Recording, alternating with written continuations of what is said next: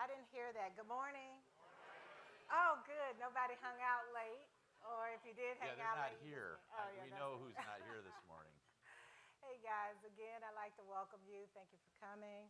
We appreciate you taking that long, cold ride up this way and enjoying this warm weather, except for last night. Right, Dave? And Anita. So we look forward to, again, exchanging of ideas and information. And so I'm going to kick it over to Glenn and start here. So Lisa, thanks. Lisa's kind of our partner as the chair of the MICHauto board. She's very instrumental, like very engaged. And those of you who have board chairs know what I'm talking about. So Lisa, thank you to you. I really appreciate it. Thank you. All right, I'm going to jump in. A couple thank yous. Thank you to the dinner sponsors last night and to Carla Walker-Miller and her company for the Afterglow. There were a lot of people at the Afterglow who went to the Afterglow, and the people who went to the Afterglow are not here. Because I'd introduce them, but they're not here. Thank you to KPMG for being a partner with us for almost 10 years now on MICHauto on the island that we've been doing this. And a couple other thank yous this morning, BCG, Denso, GS3 next year, and Toyota. You helped make this event possible. We had 60 executives in the room here yesterday. We had the governor come in yesterday, and we had a great conversation, and thank you to our speakers. We're going to have that again today. So a couple things just to set the stage for you. Most important thing is to thank the companies, the universities, community colleges, economic development. I see Macomb County's here today for supporting our work. We can't do the work without you, and we appreciate you as investors in MICHauto. Our work is the same. We continue to focus on these four pillars of advocacy, convening power, making sure the state is positioned for next generation mobility and talent. And we're going to talk a little bit about all of those things today. The first thing I wanted to do is let you know that there's a new auto caucus in place. This is something that MICHauto works very closely with. I know that some of them are here, and I don't see any of them particularly this morning, but they were with us. Rep. Puri was with us. But these are 4 new leaders of the auto caucus that we're looking forward to working very closely with, and Paul Corbett from our team has been working with them. And one of the things we've been working on, many of you know Steve Kiefer. Many of you know his passion for it and his personal commitment and why distracted driving and ending distracted driving has been so important. He stood on this stage and on the main stage in the last couple years ago talking about it. And next week, distracted driving legislation will be signed into law by the governor of the state of Michigan. So,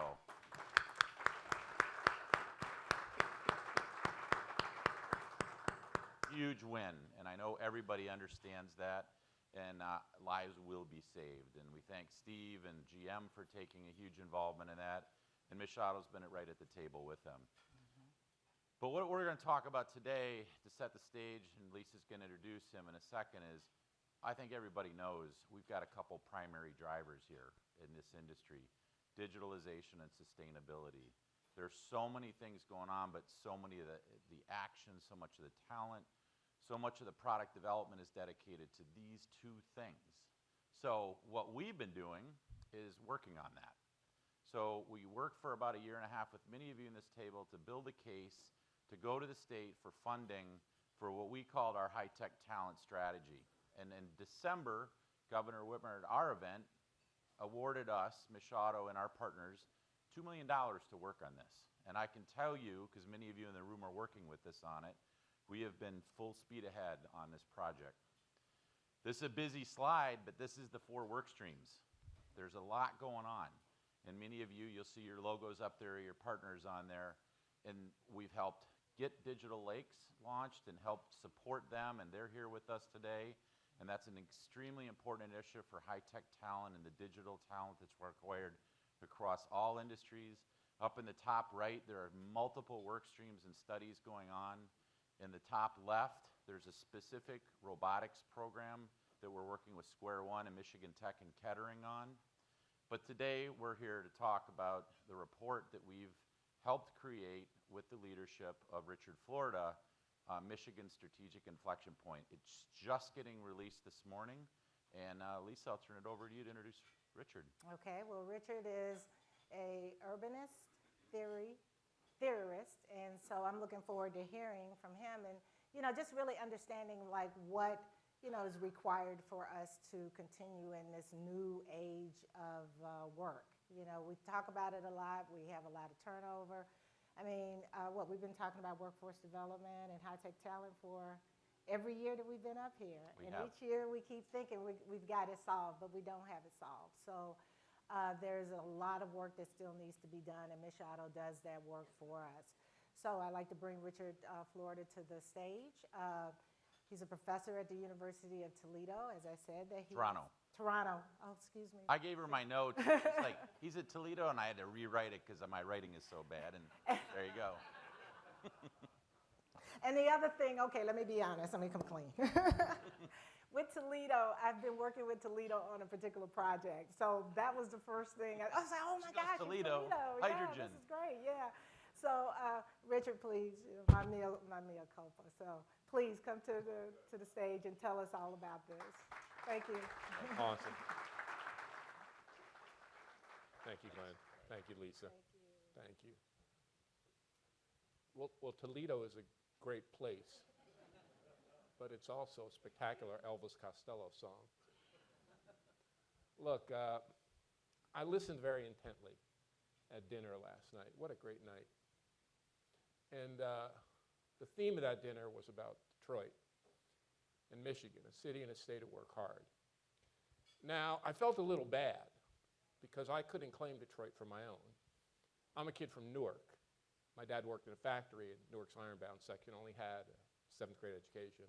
Worked in that factory from age 13 to age 65. He got 4 years off a sabbatical to serve in World War II, where he stormed the beaches at Normandy. So I know about working hard.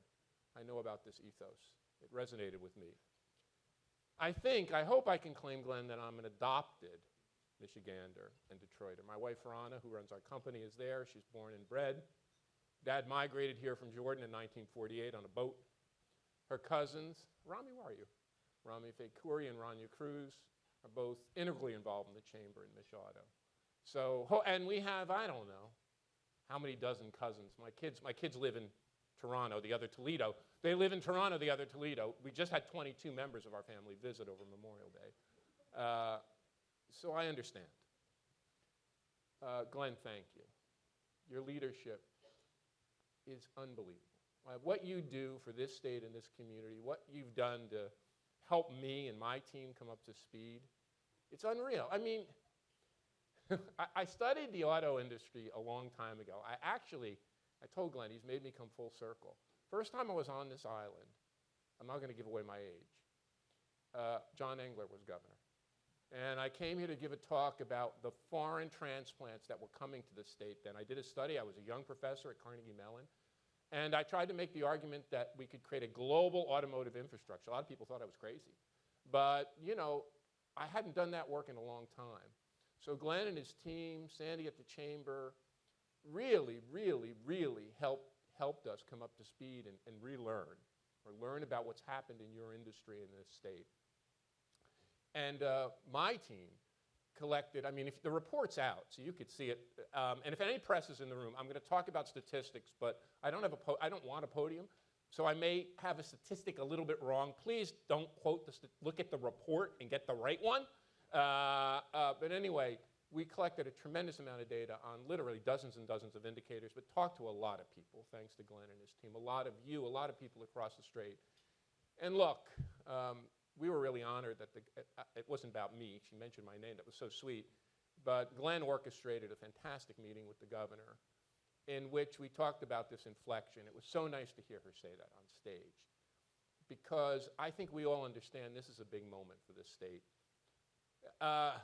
Look, I think it's so interesting. It's so incredible we're doing this here. You think about the founding of this place and what was going on in Michigan, the incredible wealth.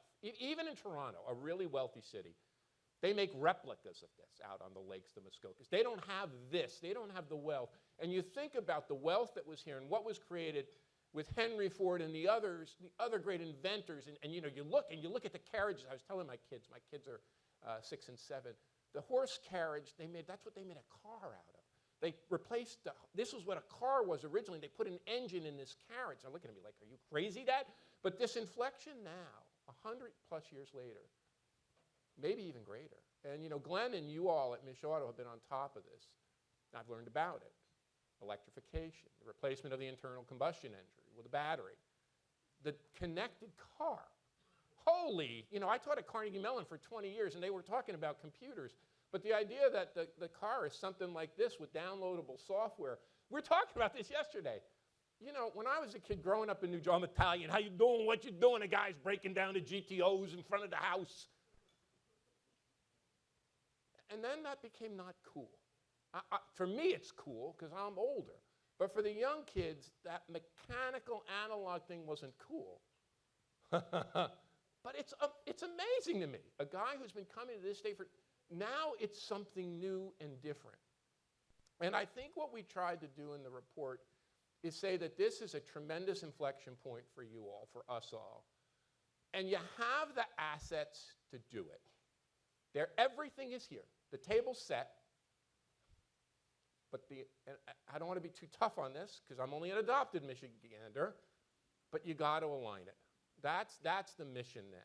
Between the business community, the academic community, the startup community, I hope the labor community, the government community, economic development community. And if you don't align it, I read that World Resources Institute report cover to cover. There's a good scenario and a bad scenario. You want to exceed the good scenario. You want to create those tens of thousands of new, good, high-paying jobs. You don't want to get into the bad scenario. And you're facing tremendous competition. This is not like it's Michigan alone. I know people like to bemoan what's happening in California, and there's issues. But look, San Francisco Bay Area, because this is what I study, just increased its share of startups in the last quarter, increased its share of venture capital investments. It's up over 40%, and that's really a center. And then you talk about not only in this country, Austin, what's happening in Nashville. I do a lot of work in Nashville. You look at what's happening overseas, particularly in Asia, and China, and Korea, and there's a lot of competition. So what we talk about is this is a double transformation. And I want to make this clear. The first transformation, which I've written about for 20 years, I wrote a book called Rise of the Creative Class about this, is the shift from manufacturing industry to knowledge-based industries. That's a big transformation. It's important to know, 100 years ago, most people worked in and around manufacturing industries. Now only 6% of the workforce work in production occupations, about 30% in autos. But over half of the workforce is in knowledge-based jobs. You know who was the first person to talk about this transformation? Peter Drucker. Peter Drucker wrote about this transformation in World War II. You know where he got the idea from? After his first book came out, talking about the management revolution in America after he left Vienna, General Motors invited Peter Drucker to do an intensive study of it.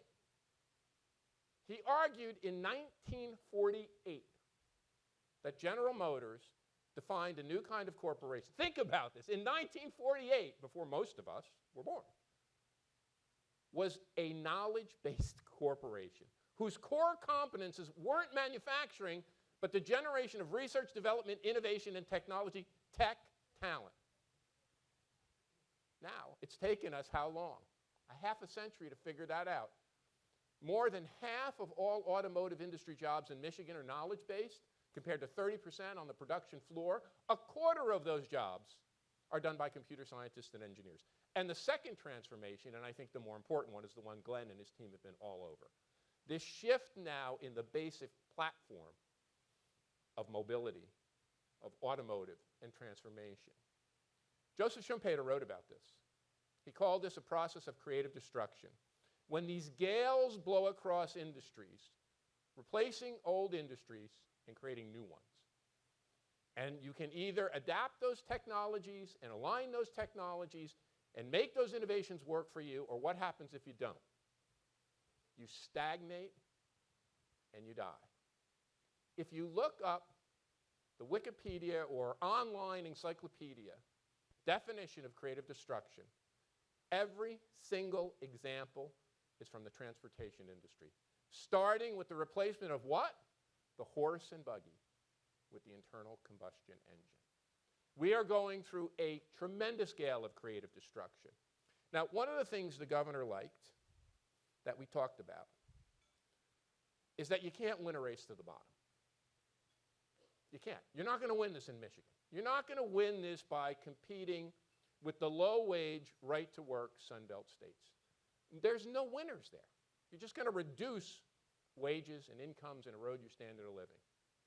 But we talked about what you need to do is do something. You have the opportunity to do something no other place in the world has ever done. If you look at the history of adaptation to new technological challenges, countries, states, provinces, and regions have taken one of two strategies. Either they have shifted. Shifting is number one. That's what America has done. That's what Silicon Valley is. The invention of new technologies and new industries to replace old ones. A kid who taught at Carnegie Mellon for 20 years, give up the steel industry, let it go away, and replace it with robots. The other is deepening, the German model. Take chemicals or steel and add technology to them and make those old industries work more efficiently. You can be the first place in the world that shifts and deepens together by using the technologies and innovations made in Michigan to create not a more efficient and more effective auto industry, but a new kind of mobility industry. And that's this challenge. Well, you have a lot of assets, and we enumerate them in the report. And it's a long, long, long report. So good month of sleeping for all of you when you want to read it.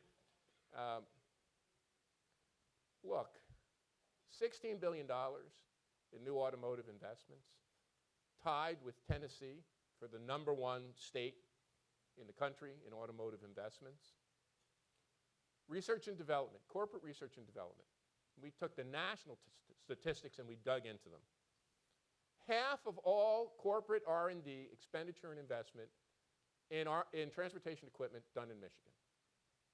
2/3 of all business R&D in motor vehicles, different, smaller slice of that sector, done in Michigan.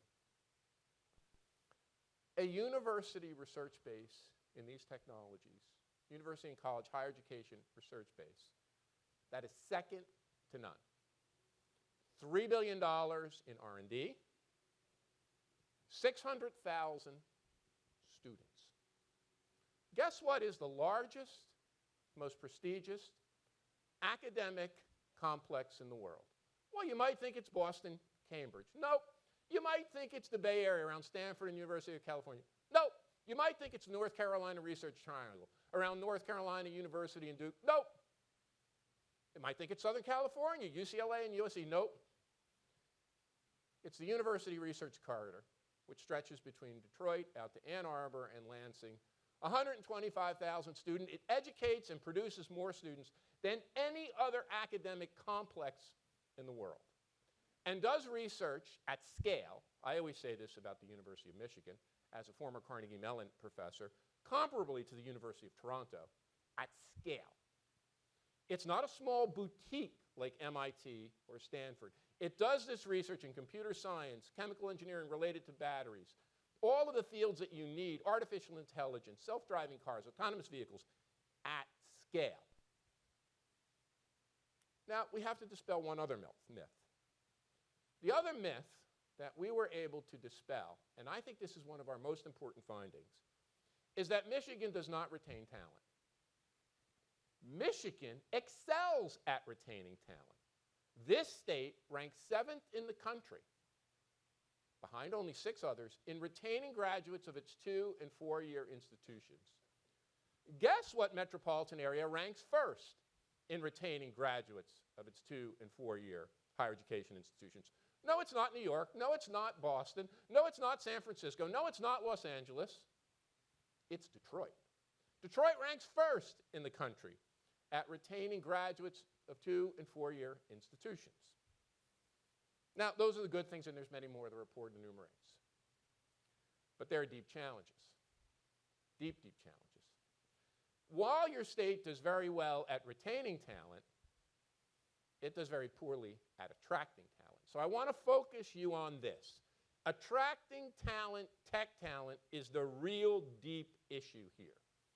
Michigan ranks last in the country at attracting educated young people between the ages of 16 and 26, because that's the cohort they look at in the census data, last in the country. And in all of those statistics we looked at, Michigan doesn't rank well. Doesn't always rank last, but it never ranks in the top 10. The other one that's a little bit troubling is that even though you do well at retaining talent overall, you continue to lose the key. When we were at Carnegie Mellon, believe it or not, I had an honorary appointment in the Department of Computer Science. Don't ask me why, they're crazy. Where I was part of the Software Engineering Institute and ran joint. We had basically an institute in software engineering combining social scientists and economists. People talk to Carnegie Mellon about the 10x person, the 10x software engineer, the person who is a genius and can do this stuff. That's who you lose. And you lose most of them. I see you nodding. And you lose most of them. You'll talk about Michigan Tech. The University of Michigan, I think personally, pound for pound, one of the greatest universities, research universities on the planet. Carnegie Mellon, MIT, University of Michigan, I'd humbly put University of Toronto in computer science there. You have more computer scientists and electrical engineers by a significant margin working on the West Coast than you do in Michigan. That you've got to work on. And it's not hard to do. When you think about what's happening at Michigan Central and you think about the investments, you also lag in startups. And Glenn, we've talked a lot about that. Even though Detroit was named an emerging lead, there's a new one. There's a new startup genome report just out. I have the advanced copy. Even though Detroit ranked highly, when you really dig into the data, Michigan really, and we talked a long time with Doug Song, really, really lags on this. So you've got to put a lot more emphasis, and in a way, it's important. It's important for young people in these key fields to feel like they are working on something new, something different, something exciting. Now, I want to tell you one other thing that we got to, and it comes from a friend of yours. I learned so much from talking to people, Lou Glazer.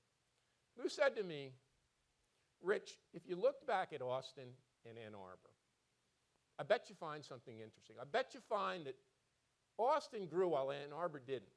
Well, we did it.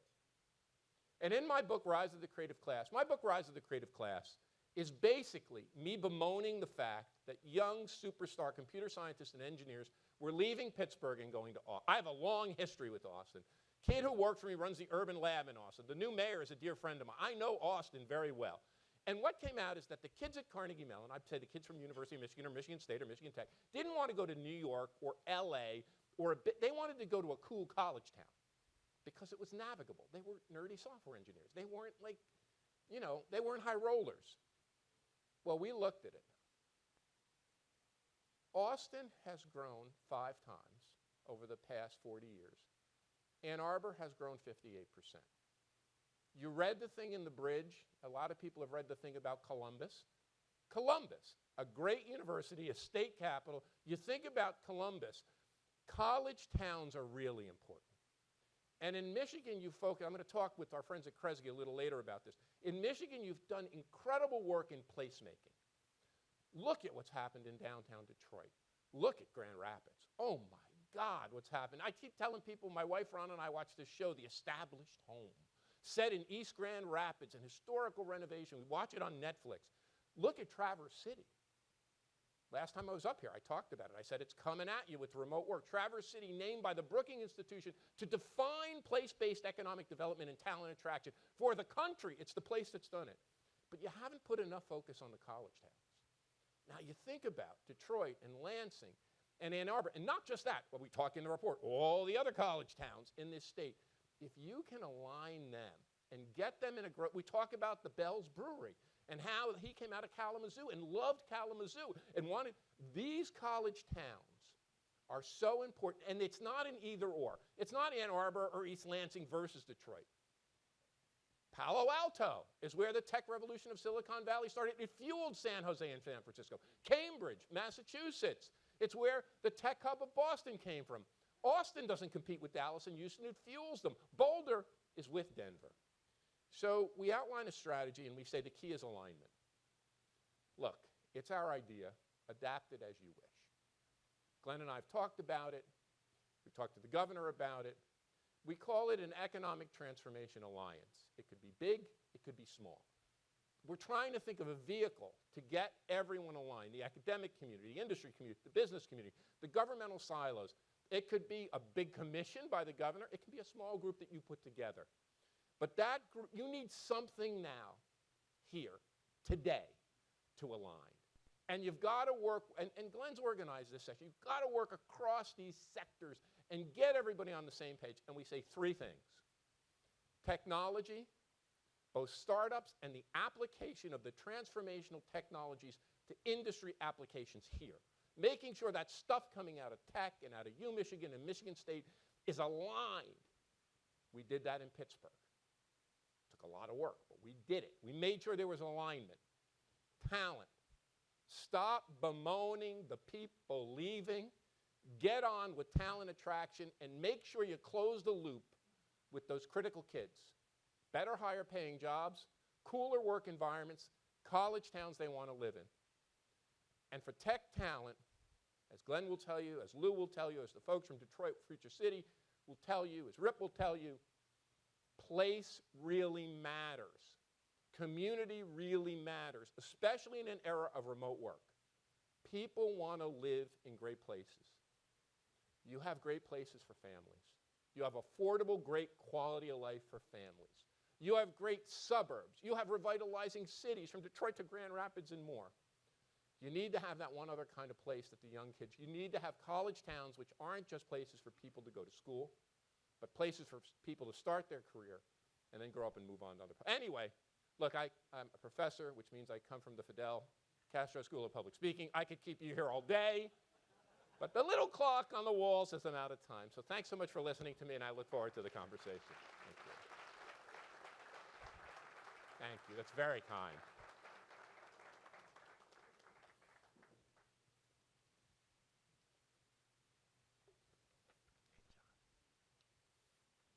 Richard, great stuff. I'll have you know, I brought his book up here. I had to go out and buy your book to really get prepared for our chat here. And I'll have you know, I bought a new one. Can I have that? Yeah. Thank you. Sorry, I brought my pen. Yeah. So look, you laid out a lot of challenges for us. Let's dig into some of the things that you'd like to see happening. You've studied all these different cities.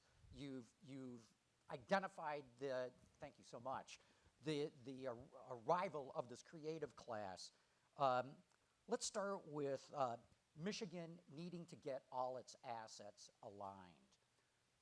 How do we do that? I mean, I'm sure everybody here has got ideas on what to do, but you've studied this. Yep. What would you advise us to be doing of how we get all these different assets that we've got aligned? First, thanks for the plug for the book. I want to make 2 points about that book. One, the Detroit metropolitan area, we don't look at cities, we look at metropolitan areas, is already over 40% creative class. By creative class, we mean knowledge workers, scientists, engineers, managers, business people, educators, physicians, artists. It's not just all, and then artists, musicians. There is one place in Michigan that ranks 4th in the country, behind Palo Alto, I believe it's San Francisco, and Boulder, with over 50%, 54% of its workforce in the creative class. That's Ann Arbor. And I just want to point this out. When I wrote that book, San Francisco ranked highly, and Austin was the up-and-comer. When I revised the book, Boulder was the up-and-comer. When I did this most recent revision, Ann Arbor. So you're on the right trajectory. What do you do to align it? What you're doing. This. You've got to work together. And I really believe, look, I think, and I don't want to say this, and this is why it's so great we're going to hear from the panel from Michigan Tech. I really believe you've now gotten the government. It's not all perfect. Like in any of these things, it's never all perfect, right? I think you've gotten the government, the business community, and parts of the labor community. I think you've got to reach out to the academic community.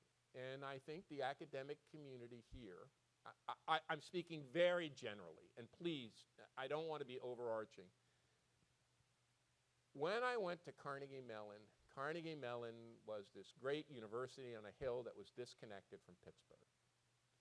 And I went to the mayor, Tom Murphy, and I said, Mr. Mayor, the future of Pittsburgh lays up in Oakland, not in downtown Pittsburgh. Sorry, I don't want to insult you.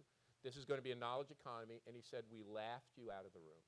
We thought you were from freaking Mars. We thought you were insane. Watch him introduce me at an Urban Land Institute event. He said, you are 100% right. It took us a while to catch up. And I took a lot of bruises, trust me. One of the reasons I moved from Pittsburgh was I just got tired of the fights. They were tough fights, and people thought I was crazy.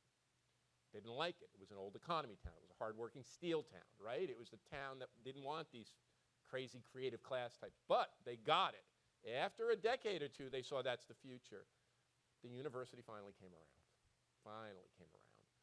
And you know what? You know who the president of Carnegie Mellon is now? Former University of Michigan computer science and engineering professor, who I'm helping again. So look, I think it just means that alignment. And I think everybody's there. I think the universities are there. I think the colleges are there. Certainly Tech's there, the community colleges. That alignment's got to go. And I think the big college towns, you need it the most. And that requires your effort in helping them, great universities that they are, understand that their commitment is not only to education and research, but it's to building up a great state. As I said to the governor, you're subsidizing your competition. This is a no-brainer. Why subsidize your competition? You're taking Michigan taxpayer money and subsidizing California. Seems stupid to me. I'm just a kid from Newark. So get on with aligning it and get it together. You touched on it this morning. Your book really gets into it a lot, of how place is so important. As you pointed out, we're not doing a great job of attracting the best talent or keeping our best talent. So what would be your advice as to what the political and business leadership of the state should be looking at in terms of creating more of a place that people want to be in? So two things. One, I think you're at the forefront of placemaking aligned with economic development. What you have accomplished in Detroit, if you had asked me when I met my wife, could this happen, I would have said, you're crazy. What you have accomplished in Detroit is nothing beyond remarkable. And that was a real lift. That's not a trivial lift. If you look at we all know what was there. Newark doesn't look, I love my home city, but it doesn't look like Detroit. So you can do it. You've done it in Grand Rapids. Look what's been accomplished. And Traverse City is just mine. And I could go chapter and verse. The Grand Rapids Tech talent that has place wrapped all in it. Where it hasn't happened is the college towns. You know, it's weird. You know why I think this hasn't happened? Because everybody was so focused on the big cities, it never, until Glazer said to me this, it didn't even go off. I'm not that smart. But it didn't go off in my head either. When he said it, it was like, oh, shit. Sorry. Oh, boy. There's something here. So I think that's the rub. And, you know, you have all of our nephews and nieces are at this Technofest. You couldn't pay me to go there, but that's another thing. They're at this Technofest. They like that stuff, but I think they don't know where to go after. I'm being honest with you. They know they want to come back here and raise a family. I talked to Lieutenant Governor. He said, you know, when my twins were 10 months old, I knew I wanted to come back. You have the affordable housing. You have the quality of life. There are issues with urban schools, but you have good schools in the suburbs. You have great lakefront. You're still affordable. The problem is those top kids, when they graduate, don't have a place. That's what I'm thinking. I think they would gravitate to a really cool college. So you need to do two things. Make sure there's a place that's set up for these youngsters. And what they did, it's really interesting. What they did, if you look back at the growth of Silicon Valley or Boston, and I talk about this in the report. This is why they invented the startup. People don't understand this. They invented venture capital and startups. The universities invented this. Stanford invented this and MIT invented this because their students were leaving. So they said, we need a place for the Hewlett and Packard. You know, Dave and Bill. Good old Dave and Bill. We need a place for all these kids at MIT to turn their radio ham equipment thing into a startup. Oh, we'll build a startup community. They didn't call it we call it a startup ecosystem. But they built that in the college town. I think that's where, and Doug Song is on this, right? I think that's where you have to go. And they like big companies, and this is why Michigan Central is so important, but they like something new. I remember when I asked the young people at Carnegie Mellon, oh, I don't want to go to this old big company. It's kind of stodgy. There's old people there. They dress funny. I want to go to this cool start. You know, you have kids, you know this. I think it's got to be partly an image thing, a brand thing, where they want to be in a kind of cool, hip thing that's a company and a place. And I actually think closing this loop is quite simple, because I think you have all the other things on the table.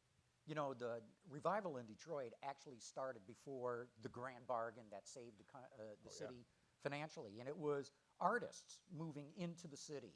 And I asked one of them, why'd you move to Detroit? And he came from New York City. He goes, dude, where else can you buy a house for $8,000? But what I'm getting at is they were coming here because there was a grittiness, a reality that they really liked. It wasn't manufactured. That's right. It wasn't planned. So what's your advice for us as we look forward? How do you inculcate this organic growth of its own rather than some sort of big corporate plan? So I think, look, I mean, I'm a failed rock musician. So that's all you have to do really to understand me. You know, if you look at me in Zoom, I got 4 guitars behind me, right? 2 Gibsons and 2 Fenders. Yeah, it all starts with the music, just the art and the music. And that's why, you know, that's why that book became a bestseller, because the essay that came out is where the artists and gays and musicians are, the business, the startups follow. That's what made that book a bestseller. Also got me, got me some kind of infamy. But the point is, yes, that's what Detroit's calling card. And I think, look at what's happening not only in San Francisco and New York and LA. They're not only expensive. Nashville, Austin, Miami. Henrik Boss moved from Miami. The one great artist in Miami also moved to Detroit because he couldn't afford to live in Miami anymore. So you're getting this affordability crunch. And, you know, artists and musicians, this is why Nashville, it's very important to understand why you lost musicians. Rhonda will tell you this more than me. Why you lost musicians and music producers to Nashville was affordable, cheap space and studio space that they could get on Music Row. It's not there anymore. They're all, I mean, they're all getting, that's like it's condominium craze now. They're knocking down that. So anyway, I think that's important. And the analog is you need the studio artist space for the young kids coming out with computer science and engineering degrees from Michigan Tech, MS, whatever, all of them. They need the garage, right? Think about it. Everything in America kind of goes back to the garage. And it's very interesting. Steve Jobs and Jack White, Detroit's own Jack White, said the same thing. When asked about what creates a fantastic music scene or great startup scene, they both said the same thing. You need cheap space, and you need a place where lots of people combine and recombine, because there is no one hit. In other words, to get a great musical act like the White Stripes or the Motown acts, you have to combine and recombine. To get an Apple, Wozniak and Jobs have to find one another. Combination and recombination happens in great urban areas with cheap space and affordable space where people can clash and clamor. You have that in Detroit. I think you need to, and Michigan Central is critically important in all of this, right? It's a spectacular idea. It's the right idea. It's in the right physical space. I think a little bit more of that in the college towns. And then the connective fiber, I think it was Ned, remember? Ned Stabler made this point. Not only the transportation, but shrinking the mental distance. Isn't that an interesting concept? That shrinking the time distance between the college towns in Detroit so they seem more connected. That's very important. Like I said, I don't think this is a big lift. I think it's all there, and it's the alignment to put it together that you need. You just touched on one thing that I'd like to hear you go into more detail on, and that is creating a culture, a statewide culture in this case, that is inviting, welcoming for all.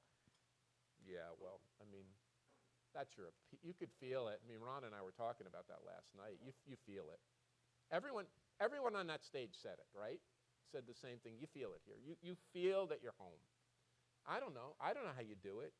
You don't feel that in New York. You don't feel that in San Francisco. You don't feel that in Miami. I don't know what that is. It's magical, right? You've created a magic here.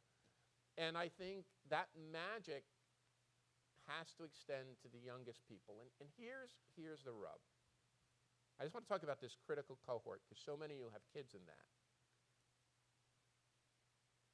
They want to leave. I mean, they want to go to New York. They want to go to Chicago. They want to go to San Francisco. They want to go to LA. And they're encouraged.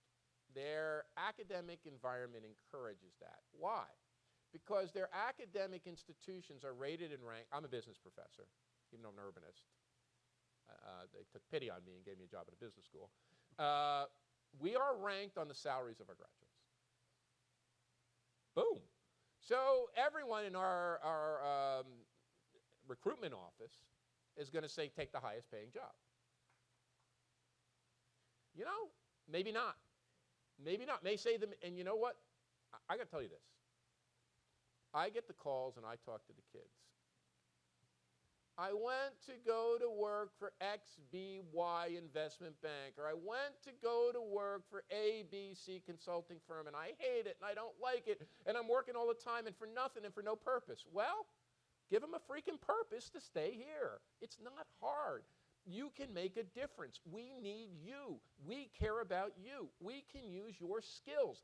We can help you start your thing. And Rami, you know, will tell you this, with the kids coming from overseas here that are coming here in droves to go to the universities. Give them a shot. You know, John Doerr in San Francisco said this at a Stanford graduation. We should be stapling a green card, and I think in Michigan, stapling an offer of employment, and in all of this, what you said, this good feeling, this come home, staple that to the damn diploma and say, start your work here, just like they did in Stanford in 1946, just like they did in Boston in 1950 after the war, where they said, there's apple orchards out here, we need to build a startup economy. In Boston, they said the boot and shoe industry is going in the toilet. We need to build, they didn't even call it electronic equipment industry. That's what you need to do. And give those kids a reason to stay. That's a good reason to stay. Pay them. Maybe you don't have to match the salary, but pay them good and tell them there's a place for them to find their dreams. And look, it's not hard. It can be done. If it was done there, it can be done here.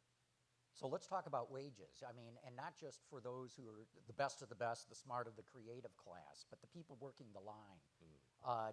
As you know, it's a global competition. In fact, there are companies leaving China now, not just because of wanting to not have too many eggs in the China basket, but China's starting to get expensive. They're going to Vietnam and other places, here down to Mexico. How do we make sure that the 3/4 of high school students who are not going to go on to college and get a 4-year degree are able to have a good living, standard of living, without getting caught up in this race to the bottom? Any thoughts on that? No winner in a race to the bottom. They're not winning. The winners are losing. So stop it. Just say, we're not going to participate in this. You know, But how do you stay cost competitive if your labor rates are the highest? you add technology and you make a bargain with your people that we're going to do it. And this has to be a national league. So let me tell you a story and then tell you, I think, how we get there. My dad was born in 1921. My dad went to work at age 13 in the factory. Do the math. That was 1934. Guess how many people in his family it took to make a family wage? 9. My grandparents and him and his 6 siblings. My dad came back from his 4-year sabbatical, same factory, making eyeglasses in New Jersey. As if by magic, he said, I had a family supporting job. Why? Because during the New Deal, Franklin Roosevelt said, and worked with corporate management here in Detroit and the unions, right? That bargain. We're going to pay these people, men then, working on the factory floor, a living wage. And we're going to build a middle class, and we're going to set up a long-term mortgage program with the Veterans Administration, the Federal Housing Administration, so that that guy with a 7th grade education, my dad said he would sit me down on the front stoop and say, this was a farm, Richard. This was a farm, son. We're living on what was a farm. This is our house. This is not hard. And, you know, they're going to say something kind of crazy. I mean, I give Trump credit for one thing. Sorry. He was the one that pointed out that we can't keep doing this thing with China. And I got to give Biden even more credit. Look, whatever you think, there's a common line. There's a bipartisan line here that's saying we can't do this thing anymore with China. We got to reshore. And I got to give Biden a lot of credit because he didn't just say that. You mentioned the governor mentioned the IRA and the chips, the tech hubs. Look, I think if we play our cards right, this is the future. The heartland, here's my big theory, the big theory. If I ever write another book, Ronald lets me write another book, that's another story, because they're a pain. We tried to build an economy on the coast in this country, the bi-coastal tech hub economy, the superstar cities, the New Yorks, the LAs, the San Franciscos, the Bostons, the Seattles. And what that did was create a terribly unbalanced economy with a terrible unbalancing of wealth, not just regionally, but the rise of what I call new oligarchy. The only way we get out of this is by bringing back making things. the new car, the electric connected software AI vehicle, the chips, the metals, all of that, the Internet of Things, that's not going to be made on the coast. That's going to be made in the middle. So this is our challenge. This is the challenge for America. This is what you can lead in Michigan. This is why this study is so important to me. You can lead this, shifting and deepening, applying new technology to man. You can show the country and the world how this is, and those jobs, good jobs for people like my dad, good jobs for people who want, my grandparents came from Italy, good jobs for people who are coming from all the new versions of that. Now I have to tell you this. You know who's beating us at that? There's one place in the world who's beating us in that. It's right over the bridge. It's called Canada. We can partner. Like we built that bridge in Detroit, this can happen across the borders. The Canadians have a Canadian dream. They're doing this. They're investing this. They're investing in EVs. When you think about this now, that corridor from Michigan, MSU, Tech, the University of Toronto, Waterloo, now you got something big. And then you push it down to little parts of the Sun Belt, the Ohio's, the Indianas, the Tennessees. You've got something here in this heartland, Great Lakes heartland, and that's what we've got to do. We've got to make the case that in Michigan, in Ontario, in Ohio, and people say, yeah, we're competing with Ohio, but we're also collaborating. It's all part, it's not going to be done just in one state. It's going to be done in this Great Lakes region, and heartland region. That's where I think we got to go, and we don't have infinite time, because if we don't do this, it will go somewhere else. And Lord knows, for planet's sake, for humanity's sake, we got to do it. Look, I love what you're talking about here, and we don't get enough of this. We know everything that's bad with Michigan. We know everything that's bad with our cities. We know all the problems that the automotive industry is facing. It is so refreshing to have somebody come from the outside, as it were, and say, look at people, you got what it takes. Just get your act together and thrive. I got to leave you with this, John, and how important it is. You are the future. The future is not California. I love California. But California made its future. The future is not New York. And New York City's, honestly, my favorite city in the world. I love it. We had an apartment there. There's no better place for energy. The real future of this country to doing what you said, building jobs for real people and community and rising living standards. And I look at what our nieces and nephews that are at the University of Michigan, what they've gotten from this state, and you look at these lakes and you come here, this is the future. People haven't realized it yet. And the thing the deal that's going to seal the deal for you is what you said about the quality of life and the embrace and the affordability. And I would say if there's one caution I want to leave you with, I'm going to leave you with one caution. You're going to say he's crazy now. The same thing the mayor of Pittsburgh said. When this flywheel comes at you in the next few years, because it's coming, that affordability starts to go away really fast. So I talk about this in the report. As you press your foot on that old-style gas pedal, you've got to make sure that you're planning for the future, because I saw what happened to Austin. We've seen what happened in Miami. I'm working through what's happened in Nashville. Bentonville, Arkansas. When I went to Bentonville, Arkansas, and told the Walton family this, they were on the floor. Bentonville's going to become expensive? Yeah, Bentonville's really expensive. So you've got to work on both fronts. Of course, you've got to push on the economic tech talent, but just protect. You have to do an offensive game and a defensive game. Make sure all those qualities about affordability, quality of life, all that community character can stay in place as you grow.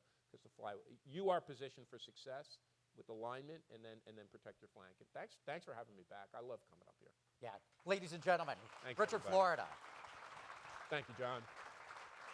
My little power pack's falling off. Thank you.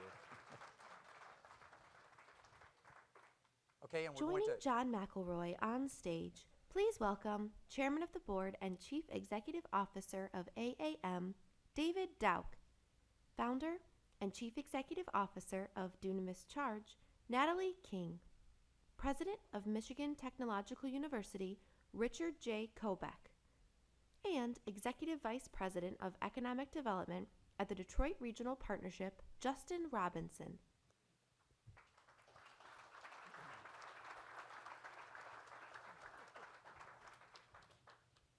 So what we're going to do with this panel is dive more into the specifics from 4 different viewpoints of what the state's got to do. I think Richard set this up beautifully, but where does Michigan stand in terms of its competitiveness in the automotive industry as we make this historical, unprecedented technological change? And David, I'm going to make it real easy. I'm going to start out with you. Where do you see us standing? I mean, you run really a legacy automotive supplier, very much tied to the internal combustion engine. You're right in the city of Detroit, an amazing facility that you've got there. Nothing like it elsewhere in the city, even, I would argue, in the region. How do you see, or what are the needs that you see to make this transition from your vantage point, both for your company, for the Southeast Michigan and Michigan-based automotive industry? Well, I thought Richard framed it perfectly, is the fact that we need to double down on what we do great. We're outstanding leaders from a technology standpoint and innovation. We have a solid manufacturing base. We have a great university corridor that we need to leverage. Where we weren't competitive is we weren't competitive in regards to the right incentives to attract people here. And we had a bad image. Unfortunately, the city of Detroit lost its image. And that's why the progress that Mayor Duggan is doing in the city of Detroit with all of us business leaders and other leaders that are supporting him is so vital to the success of the state of Michigan. The front porch to the state of Michigan is the city of Detroit. Make no mistake about it. The whole perception of our state runs through Detroit. That's why the progress that's taking place here is so important to us. But at the same time, when it's all said and done, technology is a differentiator. You have to have cutting edge and leading technology, especially as we're pivoting from internal combustion engines to battery electric vehicles. Electrification's here. Let's not fight it. The question really is, what's the adoption rate of electrification going to be going forward, and are we ready for it? We dominate the auto industry. We have for over a century. We've lost our way the last couple of decades, but we can earn that back. But it takes leadership. It takes a line plan, like Richard said, on mobility and what we need to do. It's how do we incentivize people to do more engineering work in the state of Michigan? We do that through R&D tax credits. We got to find a way to create a business-friendly state that we're not fighting against one another, but we have bipartisan leadership and unity in regards to what we need to accomplish as a great state. And I couldn't be happier to be right in the middle of this fight. I'm an ex-athlete, so I love to battle. I love to compete. At the same time, it's a zero-sum game in a lot of cases in this state, and it can't be going forward. It has to be an aligned, unified strategy that we either all win together or we lose together. And let's not lose. Right? Natalie, you're doing it. You are the CEO and founder of a startup making EV chargers in the city of Detroit. So I'm dying to get your viewpoint on this. What led you into this? What was going right in Detroit and in Michigan to help you do that? And what are some of the things that you would advise the state and the industry to help others along like what you're doing? Well, I started Dunamis Clean Energy Partners over a decade ago. So we've been in the city for over 12 years now and focusing on energy efficiency solutions. So my company focuses on clean energy technology. And I made the transition over into the automotive sector with manufacturing electric vehicle charging stations back in 2018. And I had a very distinct mission to ensure that our manufacturing plant was located in the city of Detroit. And I wanted to do that because I am from the city of Detroit, homegrown and raised. And I know the city encompasses a rich history of labor force, community that has driven the automotive industry as a leader around this world. And so it seemed counterintuitive to me to go anywhere else but Detroit in order to make electric vehicle charging stations.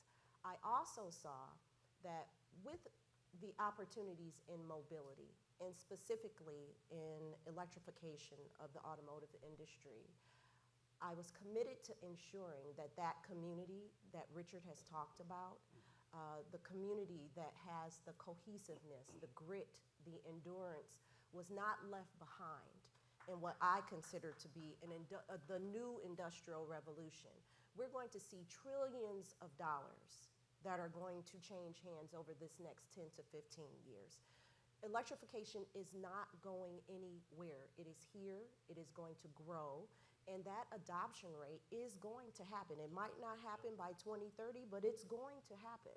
And with that, ancillary opportunities within mobility and electrification and advanced technology is just booming all around us. So for me, I believe that the alignment that Richard talked about, the connectivity, it is vital that all communities are a part of that in order for it to really have the significant impact that we want here within the state of Michigan, and for that to really culminate around this country. And so we have to go to the communities that are the backbone of this country. We have to make sure that the opportunities are provided for those that look just like the fabric of America. And our mission is with workforce development, incorporating communities that are wouldn't otherwise have the type of exposure. We want to make sure that that education and community engagement is provided, training is provided for these new opportunities, work opportunities from electrification.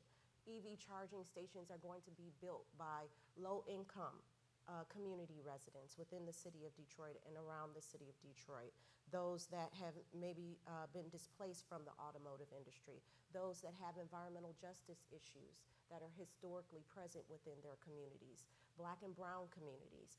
And so in that way, I believe that the state of Michigan and the city of Detroit, we want to see cooperative initiatives that start from K through 12 with respect to education, to have not only the children but the parents aware of what these opportunities are, so that it's not just the, okay, well, I want a factory job, and that's, you know, what we've been known for in the state of Michigan.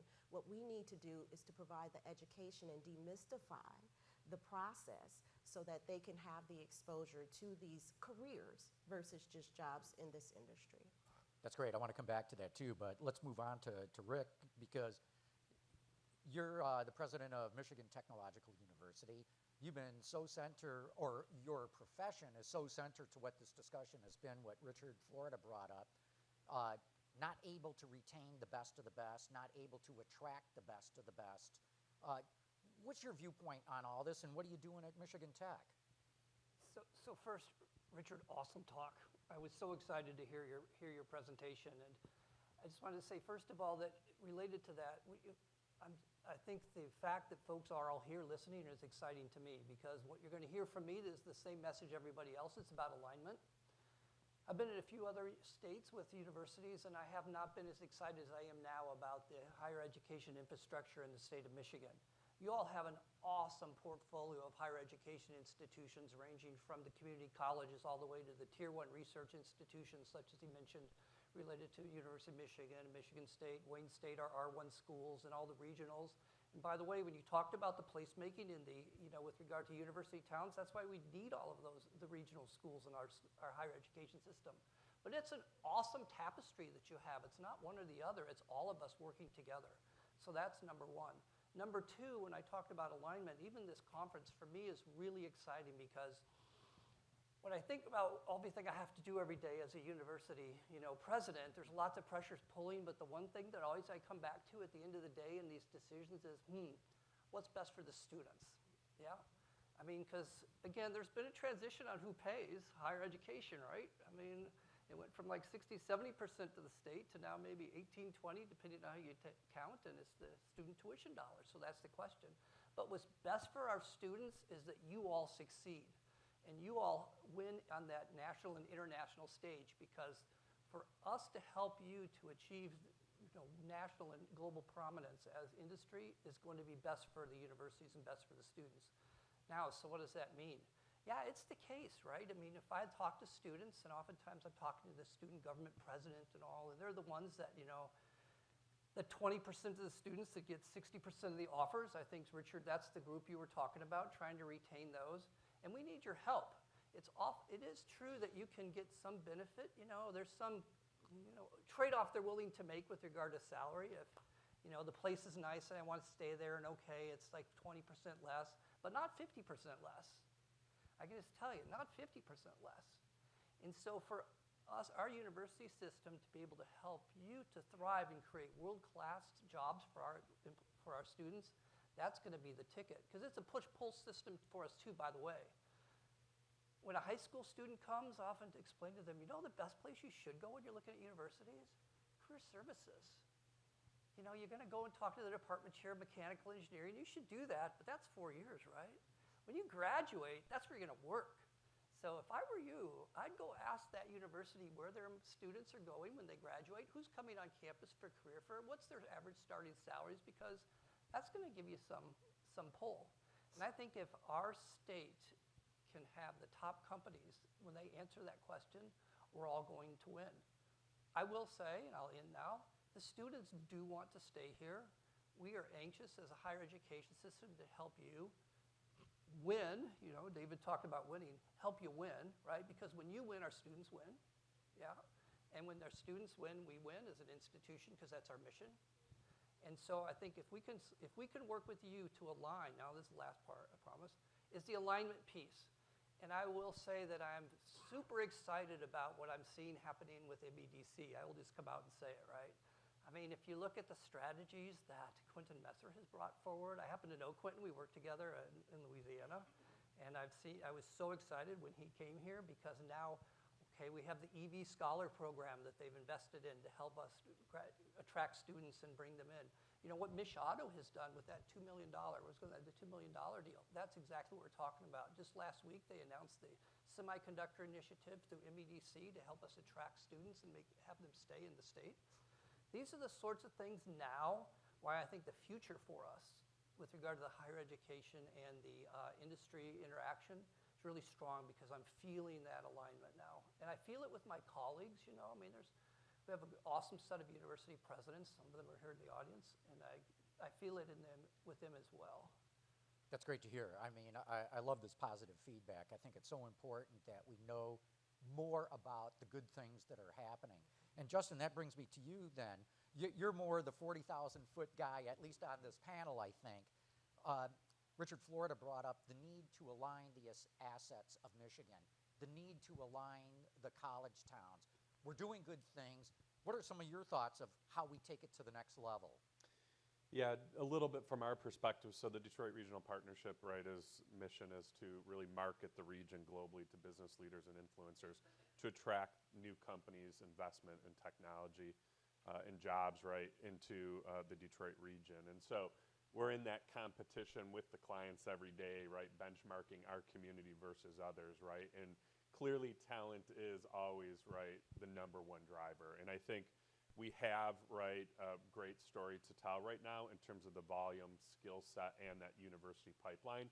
But, right, I think Richard's right that, we are low to no growth at 0.5% approximately annually. We're doing well in retention, but we're not retaining the right students. So I think that's a place to start, right? I think that's a really key component of that story.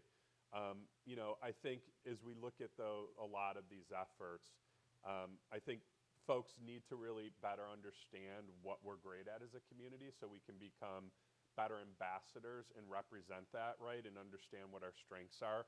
And I think a lot of times, right, people don't really know where we're at on some of these issues, right? And so I think the talent retention rate from our 2- and 4-year universities is a great example. We're one of the best in the country. Detroit and specifically is. Let's talk more about that. Let's use that as a catalyst to bring more opportunities to us. But there's also real challenges, right? And I think in our community, consistency has been a big problem. Lots of initiatives start and stop, right? We maybe give them 2 or 3 years, but you need a long runway. And that's why the partnership was formed, right? Business attraction doesn't happen, in 1 or 2 year cycles. This is 10, 15, 30-year commitment to do this work on behalf of the region. So I think we need a more consistent approach that we're aligned behind, right? And that we fund not just for 1 or 2 years to see how it's going, but 10+ years so we can really do the work that needs to be done. So I think that's a big component. But aligning on what are those core things we're going to work on ultimately is what we need to do. And again, I think a lot of that's there, but I don't think as a community we really coalesced at the key issues yet, right? And I don't think we've yet built the programs and solutions at the scale they need to be built to tackle them. And I think the window's closing, but a tremendous opportunity right now if we can get aligned on those things. Yeah, I want to ask some more generic questions and have you all jump in on this one. And Natalie, I love the point that you raised about education, and especially education regarding STEM and even just for people working the line in factories, demystifying that all, the manufacturing process. There's some really good programs in the state. Square One for grade school kids. The Society of Automotive Engineers has this terrific program called World in Motion that's actually global. And then First Robotics, Michigan does an outstanding job of having high schools participate in that. But how do we go beyond that? Because the 3 programs that I just mentioned right there are largely unknown in the state. Unless you've had, as a parent, a child who has participated in that, you probably haven't heard of any of this. So I'm going to start with you, but I'd love to, the rest of you, how do we get, how do we have our own feeder system? Remember when Amazon was looking at establishing a second headquarters? Detroit was on the list, and we lost out. Why? Because we cannot feed on our own the kind of talent that's needed, that Amazon wanted, nor could we attract it. We have the ability of creating that demand here. You know, when I was a kid, way back in the last century, Michigan was a top 10 state in education. It's now a bottom 10. So I'd love to hear some of your thoughts and the rest of the panels too. How do we kickstart that and get it changed? Yeah, you can't be what you can't see. And so it is absolutely crucial that we give exposure to our youth with respect to these new opportunities in mobility and in electrification with respect to the automotive industry. So representation matters. And while those programs that you referenced are phenomenal programs, they're not available to the mass, or they're not, the exposure with respect to them is just not where it needs to be to the mass of students in K through 12. And so, and then even at the collegiate level. So what we need to do is to ensure, and I do believe that the state of Michigan and MEDC is working on a K through 12 program with respect to STEM and mobility and electrification. So we need more of that. I'm a part, or Dunamis is a part of the Michigan Central ecosystem. And it is a phenomenal program. Richard made reference to it a few times. And that's just one example of what Michigan Central is planning to do, where they will bring schools in to meet all of the participants within the ecosystem, all of the entrepreneurs, talk to them about what they're doing in their startups, how they did it, why they did it, to give the exposure at a very young level of what these careers are, what the opportunities are. So I believe that, one, we need to tell the story better. We being the state, the city, the entrepreneurs themselves, we need to align in those efforts to tell the story better, and we need to go directly into the schools or bring the schools to us as that entrepreneurial ecosystem with the states, with the cities, in order to expose those students to what these industries are. Many times, you know, I get calls every day, emails every day from college students, from parents, from companies that are interested in transferring their skill sets over into electrification every day, asking about a resource. Can you give me this information, or can you share with me how you did it so I can learn how to do it for myself? We have to be involved in telling the story in order for, and tell it more expansively. The Detroit Regional Partnership is doing a great job with respect to marketing, but it needs to be told on a larger scale. and it needs to be told at a lower level with respect to age and with respect to that student exposure in order for us to have that 10-year plan. Whereas we are growing, our youth, our students are growing with us so that they have an understanding and they want to stay because now they understand where the opportunities are. You know, you said one thing very, very key there is not just bring the topics or the knowledge to the students, take the students to where this is actually happening so they can see with their own eyes. David, your thoughts on this? Yeah, you know, manufacturing in the past used to be looked at as dark, dreary, and a difficult place to operate and work in. And it was a heat it, beat it, ship it type mentality that people thought of manufacturing. It's the furthest thing from that. You know, Richard talked about the knowledge-based economy and where things are going. We've had factory information systems in our facilities for 25 years. We're hiring the right engineering support that we need in order to coexist and exist in today's society with both ICE and BEV technology. Digitization is here. Automation's here. Robotics is here. It's a high-tech operating environment today if you've ever been in a manufacturing facility, automotive manufacturing facility today. Like Natalie's saying, we don't highlight that story enough. We need to do a greater job as a state and even individual companies highlighting that because we're all competing. We're in an economic war for talent. Any ideas? How do we do that? Well, it's right back to where Natalie said. It starts at home. It starts with parents encouraging their kids that it's not bad to have a factory job. It's not bad to be in an automotive community. But the other thing is we have to we got to start teaching and promoting STEM and STEAM in the even elementary schools, the middle schools, and the high schools. We have to work with the community colleges to shape the curriculum that we need, and also the four-year universities for what we need. They can teach all they want. If they're not teaching what we need, it doesn't help us, right? And that's the biggest thing that I see a disconnect still, that we don't have the total mesh of what we need completely to make that transition from ICE engines to battery electric vehicles. And it's a different skill set. In the past, this city, meaning Detroit, and this state, benefited from low-skilled workers greatly. In the future, the skill set's all medium and high-tech, what's required. So what do we need to shift that knowledge base and that training and that education system in order to be able to support the needs of the manufacturers like us, American Axle and the Detroit 3. Rick, you're in higher ed, but you must have some views on everything that's feeding into your system. Yeah, I'm actually going to add to the problem for a minute. So we're Michigan Technological University, so technology is our middle name. And, our enrollment actually has been growing, but if you look at where it's growing, certainly it's in computer science, but it's also growing in other areas that you might not anticipate, particularly in the humanities and the arts, right? So I'm starting to wonder whether STEM is actually, it's a pretty fuzzy word nowadays. I don't know any degrees that we actually offer that don't have technology deeply imbued in it. The question is the application of that technology to what problem, right?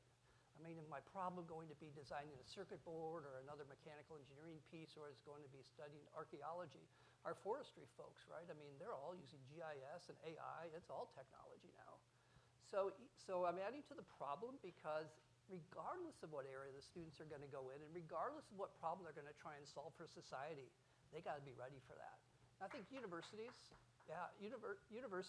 are doing, we're doing our part to reach out. I know every school is doing that. We have one of the founders of it is something called Mind Trekkers that goes around the state and sees thousands, Cody can tell us, thousands of students, and we do summer camps. We're all pitching in, but it goes back to the alignment and the coordination, How can we get 1 + 1 to be 3?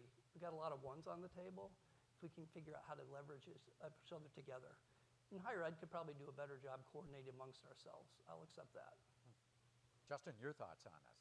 I agree with everything the panel said. A couple observations. I think often, companies, industry, economic development view workforce as a commodity, right? That's, consumed for, right, economic output. And I think we need to change the way we talk and think about that.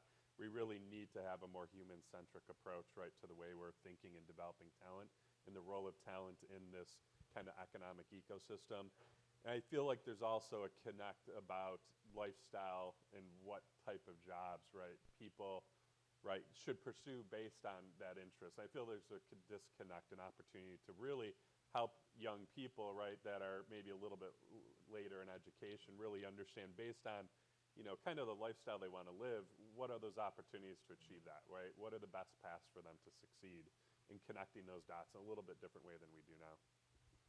So let me stay with you for the moment, Justin. We've talked about a lot of good things that are happening in the state right now. Richard brought up some stats that I had to write down because I wasn't aware of in terms of what we're doing right. How do we get the word out more? We do a lot of great things in the state that are oftentimes recognized outside of the state more than in. And I'll just give you two examples. There's the Techno Music Festival going down in Detroit right now. People literally from all over the country and even from the world come to that. It's largely unknown in Michigan. And it goes beyond just what's in Hart Plaza. It is spread out to other parts of the city, too, that are just organically happening. At the opposite end of the musical spectrum, the Michigan Opera Theater is now recognized as the hotbed of innovation in opera in the country.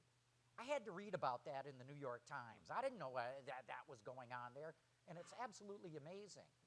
How do we, and just your thoughts, and for the rest of the panel too, how do we get the word out more? How do we really amplify the good things that are going on so that people recognize there's a lot of good things happening in their own backyard? Yeah, I think, without someone owning that responsibility, right, it's very piecemeal, and right, I don't think there is an agency or group focused on curating those stories and sharing them in market, because I think first you got to help educate people. And the challenges are so many good assets here, right? How do you pick which ones to talk about, right? But my recommendation would be, right, that really falls to the responsibility of a group to tackle that and to work on it in a consistent way. Ultimately, then you got to turn that to external communication and marketing. And to do that, you need dollars, right? And Pierre, Michigan's obviously done a great job for tourism, and that's starting to move to business.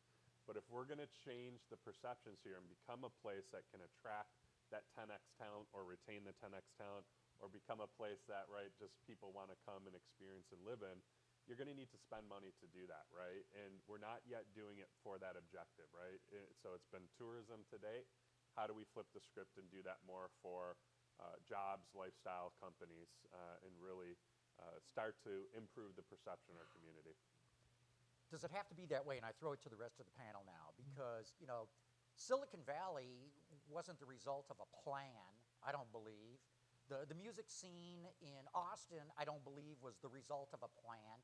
Those things sort of happened on their own. Natalie, I see you gesturing there. Yeah. What do you think? How do we get this word out more of the great things that are happening? Well, first, it must be intentional, but I guess we have to define the it and the who.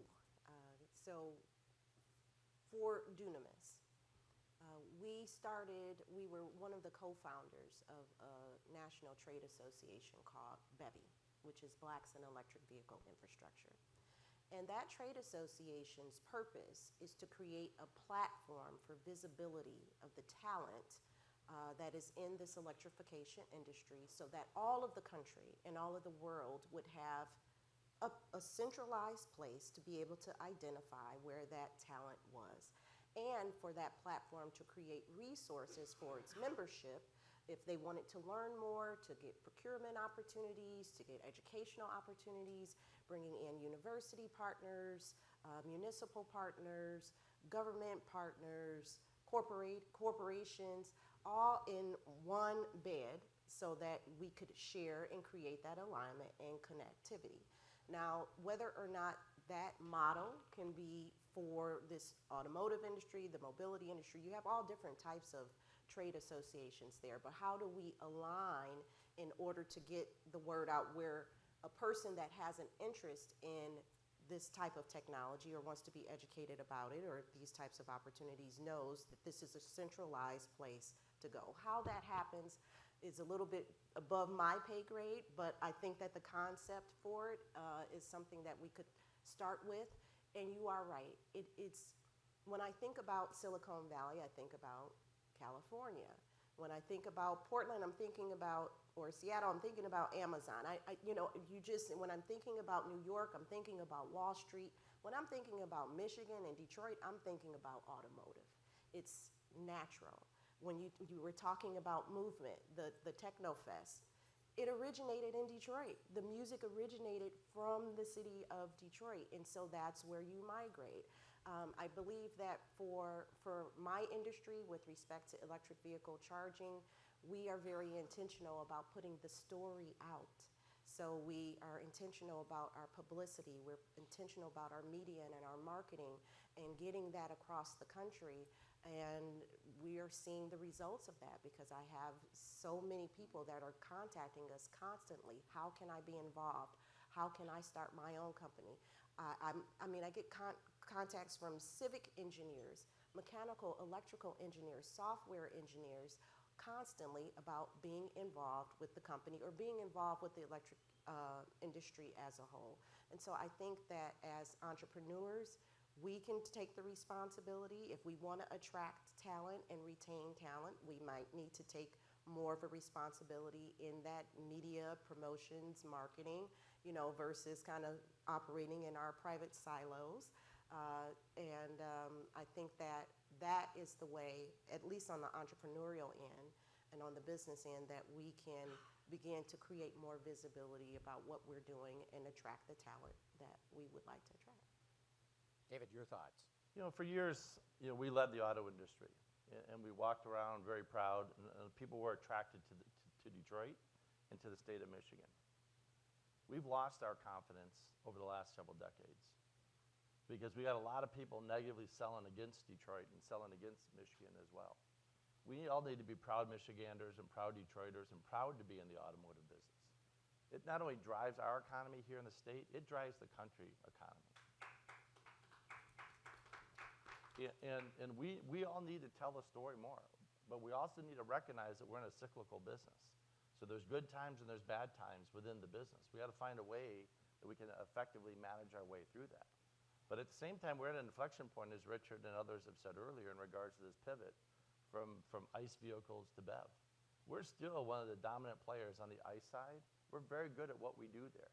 Let's tell that story. Let's not give up on it yet, because quite honestly, I think it's here for decades. But at the same time, I'm a believer, and I said it earlier, I believe in electrification technology, unbelievable technology, unbelievable vehicles to drive. It's just what that adoption rate's going to be, but why can't we be the leaders? I'm tired of hearing about other countries or other states trying to steal and take our jobs. What are we going to do in order to differentiate ourselves? And when it's all said and done, it comes down to leadership, it comes down to people, it comes down to teamwork and leveraging the asset base that you have. And the most important thing is executing. We can all have all the best plans on paper, but unless we can execute our strategy, we're no good to anybody. That's what it comes down to. And we need people to do that. We need our university systems, and we need full alignment and a strategy that we're all behind in order to differentiate ourselves. Rick?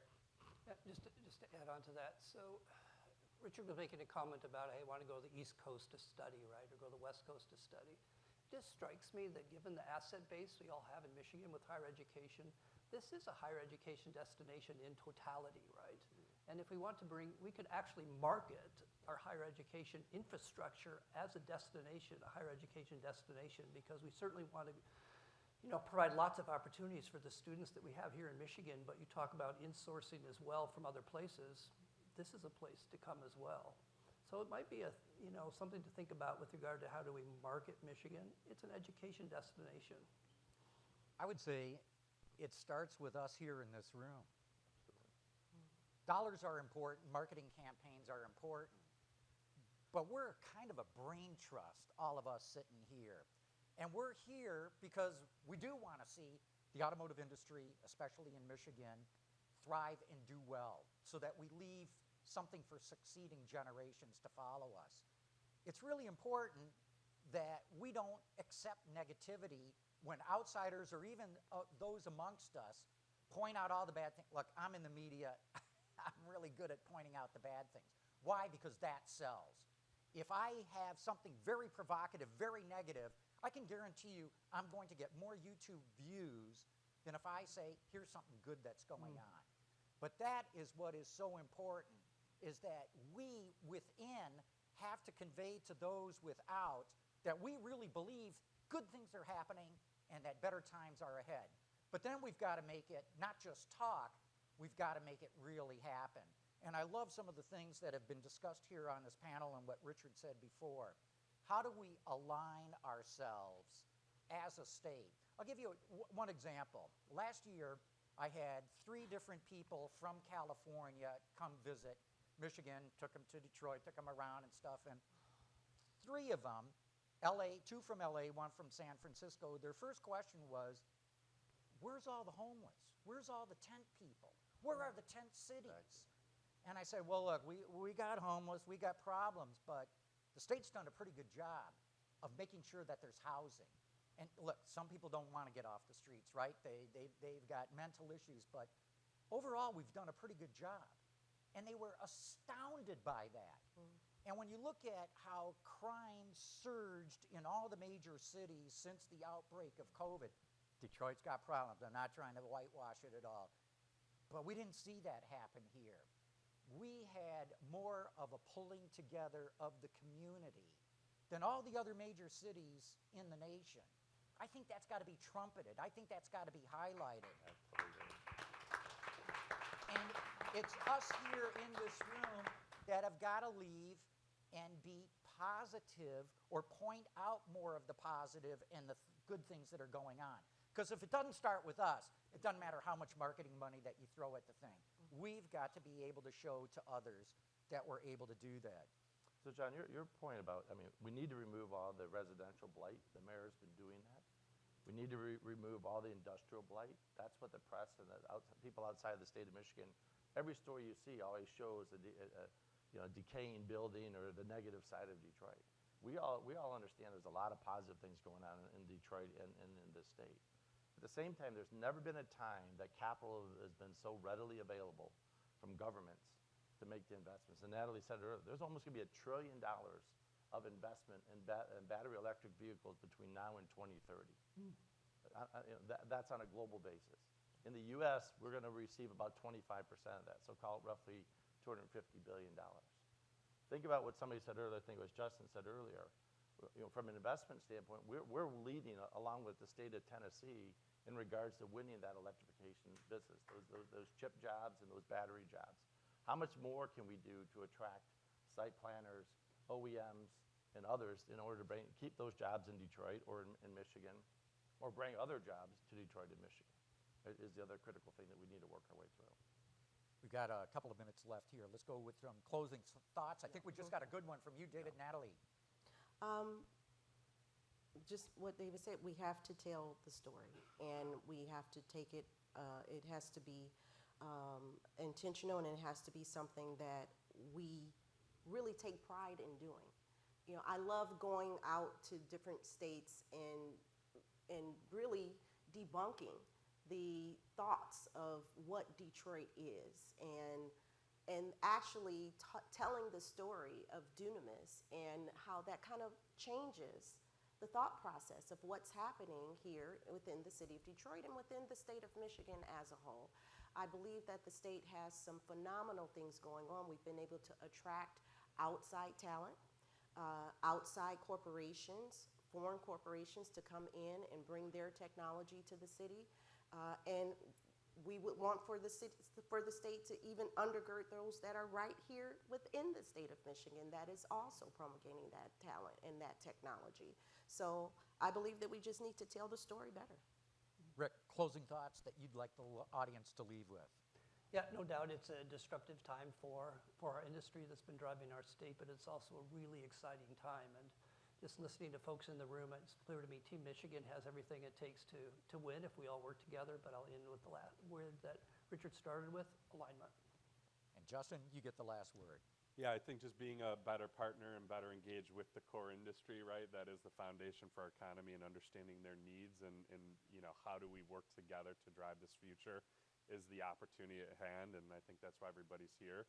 And using those future opportunities to create that next generation of jobs that attract and retain talent is, I think, the challenge in front of us. And I think we have the roadmap to get started on that. And it's just, as everybody's saying, aligning to get the work moving more quickly, because urgency matters right now. It does. It's our rendezvous with destiny, really, from our own point of view. Look, this has been terrific discussion, very positive. Ladies and gentlemen, David, Natalie, Rick, and Justin.